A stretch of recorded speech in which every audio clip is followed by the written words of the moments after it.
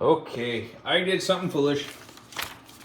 Usually when I do repairs, I usually try to do it on the phone and explain what I'm doing. These are one of these really cheap. You can find them on eBay, you can find them on Amazon, different websites. And they're a really cheap rock crawler. They're 16th scale supposedly. Well, as you can see, there's black shocks in the front, red shocks in the back. I got this for $5 at a swap meet. Well, the guy said he didn't know much about it. Didn't even know if it worked. Came with a remote, no batteries. And I got it home. First thing I did, I stuck batteries in it. I thought, okay, well, lit up, it worked. Great. But it wouldn't handle. I mean, you couldn't steer it straight if you wanted to. And it's somewhat proportional, it's somewhat not. What do I mean by that? I mean, yes, you can kind of slowly nudge the throttle and it'll go real slow, and you can kind of somewhat proportional steer the wheels, but it's not something you're going to go bragging about. But I found them on Amazon for, 20, 30 bucks. Now I found them on eBay for 10, 15 bucks. And they kind of got a funny 3-link,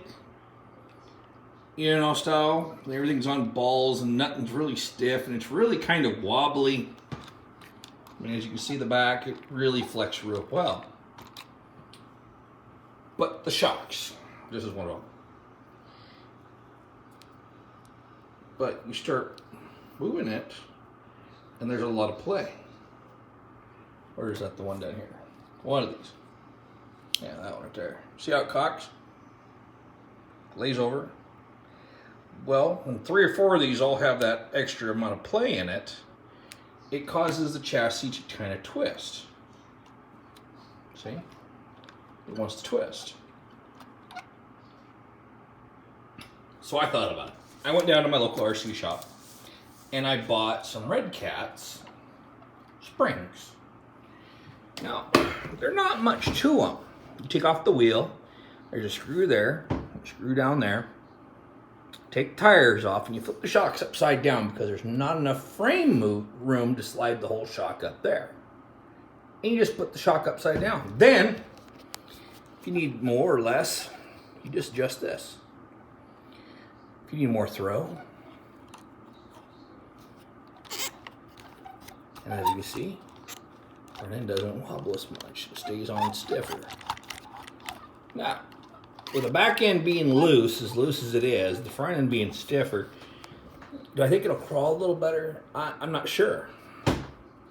Do I think putting $3 shocks on the front end of one of these things so my kids can run around and bash on it and break it and destroy it? Is it worth it? Yeah. Because as soon as they bust the frame, I'm going to rip the parts out of it and use it for what I have planned. But these shocks are just springs. There's no bushing in them. So they just flop around. Yeah, see? That really flops around. And when it flops around, it allows that front end just to wobble. And when it's wobbling, I'm trying to do this with one hand. It really, yeah, see? I can really twist that. Flex it a lot. And it basically causes it to really throw the geometry off, and it just won't go straight. And I played with the the adjustment on the bottom to try to deal with the toe, and everything I tried one adjustment and then it would go the opposite direction. You adjust it back and go the opposite direction, and nothing wanted to sit. So like I said, I went to my RC shop, bought some quality Red Cat shocks, and solved my problem. I was trying to find the bag and the part number that I bought, which I guess I threw it away. That's kind of common for me. I get in a hurry and I wanted to get it done before my daughters got home from school. But the Red Cat has a little metal ball in them. You gotta knock them out. Doesn't take much. A little bit of pressure with paring in those pliers and they pop out. So, quick overview. It's a $20 RC. 25 matters on where you're buying it from. Now, is it worth 25 bucks? I would say it is. Except for the problem is, this one here is a couple-year-old design. This one has AA batteries, and it takes 4 of them. A lot of the newer ones are battery pack, and their battery packs are a lot smaller. So they're, well, this one might just have a little bit more power than that. I'm not sure. Not gonna quote me on it, but it is, you know, as you can see, a 24 megahertz bandwidth, and it has the adjustments. You can take some slack out of the front end, put some in.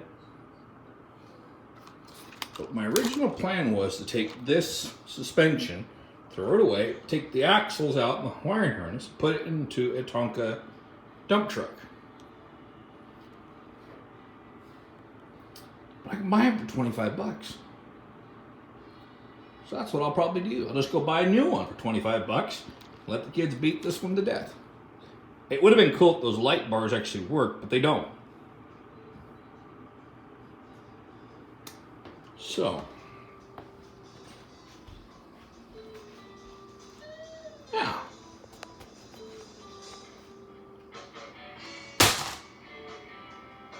Sat down on a bounce. Like I always make a phone call and make statements, and people think I'm kind of weird, but I'll make it infamous, or I'll make it famous. I guess my sidekick down here is running the remote.